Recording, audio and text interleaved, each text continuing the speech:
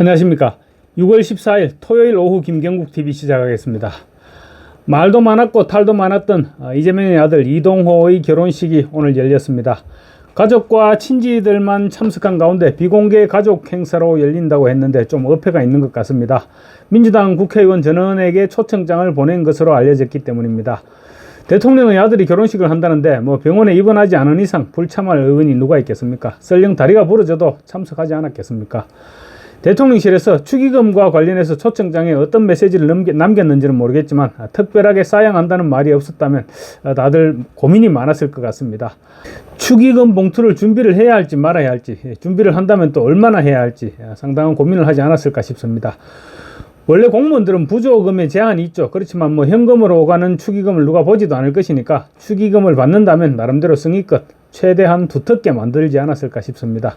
설마 그래도 명색이 대통령인데 의원들에게 미리 축의금은 정중하게 사양한다, 이 정도 메시지는 전달하지 않았을까 싶기는 합니다. 이와 관련 온라인 커뮤니티에는 이동호의 청첩장이 나돌았습니다. 청첩장에는 축의금 계좌번호가 찍혀 있었습니다. 저도 청첩장을 보고 방송을 했었는데 문제는 대통령실에서 가짜라는 해명이 없었다는 것입니다. 만약에 누군가가 조작된 청첩장을 만들어서 돌렸다면 대통령실에서 그 계좌번호는 잘못된 것이다, 이런 설명이 나올 법도 한데 나오지 않았다는 말입니다. 솔직히 저는 계좌번호가 찍힌 청첩장이 나돌아다니는 상황을 이해할 수는 없습니다. 이재명 부부가 시키기야 했겠습니까마는 뒤늦게라도 알았으면 조치를 취했었어야 되는데 대통령실로부터 청첩장 계좌번호와 관련한 아무런 설명도 나오지 않은 그런 상황에서 결혼식이 진행된 것입니다.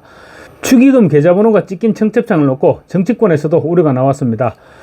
국민의힘 김기현 의원은 어제 SNS를 통해서 현직 대통령의 아들 결혼식을 알리는 모바일 청첩장이 대통령 자신에 의해서 불특정 다수에게 유포됐고 축의금 입금 계좌까지 공지된 것으로 추정된다며 문제를 삼았습니다.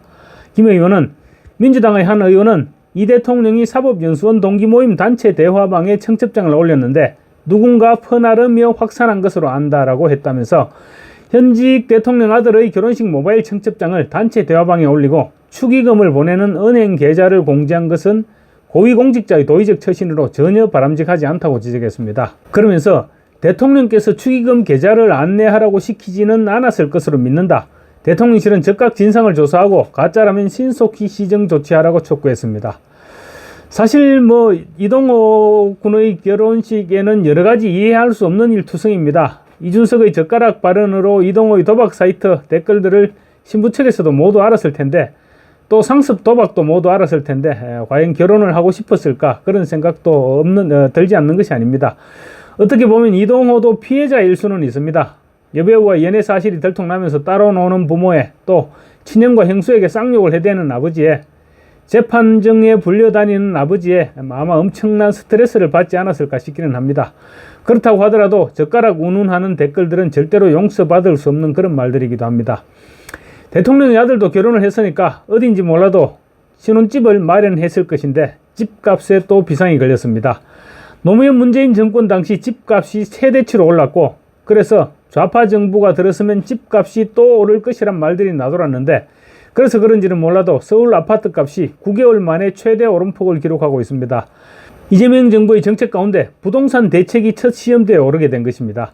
정부는 긴급 TF를 구성하고 가능한 모든 정책 수단을 총동원해서 집값을 잡겠다는 것인데 쉽지는 않아 보입니다. 특히 위성락 안보실장과 이한주 국정기획위원장의 가족이 부동산 투기꾼에 못지않은 부동산 거래를 해왔고 어떤 이는 임대 수입만 해도 매월 1,000만 원이 넘는 돈을 거둬들이고 있는 것으로 나타났습니다. 그래서 만약 집값을 잡지 못할 경우 상상도 못할 후폭풍이 몰아치게 될 것입니다. 특히 이한주 국정기획위원장은 이재명 정부 5년의 밑그림을 그리게 된다는 점에서 부동산 투기꾼이 그린 밑그림이 잘못될 경우 쏟아지게 될 비난은 그야말로 상상을 초월하게 될 것입니다. 노무현 정부는 출범 초부터 끝날 때까지 말 그대로 부동산과의 전쟁을 펼쳤습니다. 수십 차례의 대책을 내놓았는데 수요 억제를 위한 규제 일변의 강공정책을 펼쳤습니다. 공급대책은 외면한 채 투기과열지구 확대, 분양권 전매 제한, 1가구 1주택 비과세 요건 강화, 다주택자 양도세 중과 등을 연이어 시행했습니다. 종합부동산세는 그 결정판이었죠. 하지만 결과는 참담했습니다. 전국 아파트값은 통계로만 64%나 폭등했습니다. 문재인 정부도 마찬가지였습니다. 다주택자 세금 중과와 재건축 규제, 임대차 3법 도입 등 규제 중심의 부동산 대책을 무려 27차례나 내놓았지만 그때마다 집값은 오히려 뛰는 역효과만 불렀습니다. 문재인 정부 시기 전국 집값 상승폭은 78%로 이명박 정부 마이너스 4%, 박근혜 정부 16%, 윤석열 정부 마이너스 6% 등 보수 정권 때와 비교조차 불가능할 정도로 집값이 뛰어올랐습니다. 윤석열 정부 들어서 감사원이 감사를 실시한 결과 부동산 통계를 인위적으로 낮추는 최악의 조작 행위까지 있었던 것으로 적발됐습니다. 이재명 정부 역시 상황이 악화되면 그러지 않는다는 보장이 없습니다. 최근 강남 3구, 강남 서초 송파죠. 강남 3구와 마용성, 마포 용산 성동, 마용성에 이어서 서울 외곽 인근 수도권 집값까지 급등하면서 노무현 문재인 정부 당시 시장 과열 현상이 재현될 조짐을 보이고 있다는 것이 부동산 전문가들의 진단입니다. 강남권과 한강벨트, 고가 단지를 중심으로 신고가 거래가 쏟아지고 있는 가운데 침체됐던 노도강, 그러니까 노원, 도봉, 강북입니다. 노도강 등에서도 상승 거래 빈도가 늘고 있다고 합니다. 올 하반기 기준금리 추가 인하 가능성이 거론되고 있는 만큼 집값도 가파른 상승세가 이어질 가능성이 제기됩니다. 급한 대로 오세훈 서울시장이 토지거래 허가구역제도 확대 검토 등 대책 마련에 나섰지만 이미 상승장에 올라탄 집값을 억누르기에는 역부족일 것이란 게 대체적인 업계의 중론입니다. 조만간 토지거래 허가구역 확대를 비롯한 고강도 수요 억제책을 골자로 한 부동산 시장 안정화 대책이 발표될 전망인데 집값을 잡기는 쉽지 않을 것으로 우려되고 있습니다. 정부 출범 직후라는 점에서 초반에는 전 정부 탓으로 넘기겠지만 부동산 투기꾼이 국정 운영 방향을 설계하는 이상 집값을 잡기는 쉽지 않을 것입니다. 이재명 정부 출범 한 달도 안 돼서 첫 부동산 대책이 나올 판인데 업계에서는 금리 등의 상황을 감안한다면 과거 좌파 정부의 연쇄 부동산 대책이 불가피할 것이라는 전망이 득세하고 있습니다. 정부 관계자는 실수요자 보호 원칙 하에 투기와 시장 교란 행위나 심리 불안으로 인한 가수요 등이 시장 안정을 저해하지 않도록 각 부처의 가용 정책 수단을 총망라해서 검토하겠다. 실수요자 보호와 서민 주거 안정 등을 위해서 총력을 다하겠다고 강조했습니다. 하나만한 이야기들입니다.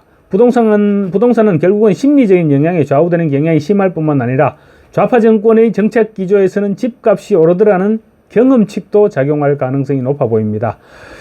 이처럼 정부가 부랴부랴 대책 마련에 나선 것은 서울 전체가 본격적인 불장 국면에 접어들었기 때문입니다.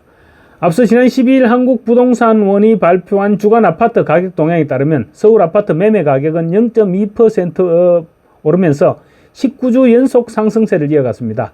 이는 지난해 8월 넷째 주 이후 9개월 만에 최대 상승폭입니다. 서울 아파트 거래량도 빠르게 늘고 있습니다. 서울 부동산 정보 광장 통계를 보면 지난달 아파트 거래량은 6,827건으로 직전월의 5,409건을 벌써 넘어섰습니다. 5월 거래분 신고 기한이 이달 말까지인 점을 고려하면 지난 1월의 3,500건의 2배인 7,000건을 웃돌 가능성이 높다고 합니다. 집값 추가 상승 기대감에 매수세가 한꺼번에 몰리면서 서울 부동산 시장은 전쟁터와 다름없는 분위기라는 것입니다. 뉴데일리가 각 지역의 공인중개사들을 대상으로 취재한 결과 4년 전 집값 급등기 때보다 시장이 더 과열되는 분위기인 것 같다고 입을 모으고 있습니다. 노원, 도봉, 강북 등 노도강 지역에서도 36평대 아파트는 종전 최고가보다 1억 원 정도 높게 거래되고 있다고 합니다. 서울 아파트 값은 좌파 정권 시기에 가장 많이 올랐습니다. 한국부동산원 통계 결과치로 볼 때 서울 아파트 매매 가격은 노무현 정부 집권기에 43% 오르며 가장 큰 상승폭을 기록했고 문재인 정부가 25.8%로 두 번째로 높았습니다. 부동산 가격 안정을 위해서는 새 정부의 정책을 신속하게 수립하고 드라이브를 걸어야 되는데 주무부처인 국토부 장관을 언제 어떤 인물로 발탁할지도 아직 오리무중입니다. 국무총리와 국정기획원장, 민정수석 등에 대한 인사가 총체적 실패로 드러났을 뿐만 아니라 지금 당장 인선을 한다고 하더라도 인사청문회를 거쳐서 새로 임명하려면 한두 달은 소요될 수밖에 없습니다. 그 사이에 부동산 상황이 어떻게 악화될지 아무도 장담할 수 없는 것입니다. 또 설령 인사를 한다고 하더라도 크게 기대할 수 없는 것이 이재명은 인사의 기준을 실력보다 충직이라고 밝힌 바 있습니다. 공직자의 덕목은 첫째가 충직이고 둘째가 실력이라고 했습니다. 그런데 이재명의 초반 인선을 볼 때 그 충직이라는 것이 국가와 국민에 대한 충직이 아니라 이재명 본인에 대한 충직인 것으로 드러나고 있습니다. 그래서 눈치 보지 않고 소신 있는 실력자가 발탁되기는 힘들지 않겠느냐, 이런 우려도 없지 않습니다. 부동산 투기꾼이 정부 정책의 밑그림을 그리고 실력보다는 충성도가 우선이 된 장관이 임명되면, 그래서 정권 초반 집값에서 신뢰를 잃어버리게 되면 이재명 정권은 급속하게 내리막길을 걸을 수밖에 없지 않을까, 그렇게 전망되고 있습니다. 감사합니다.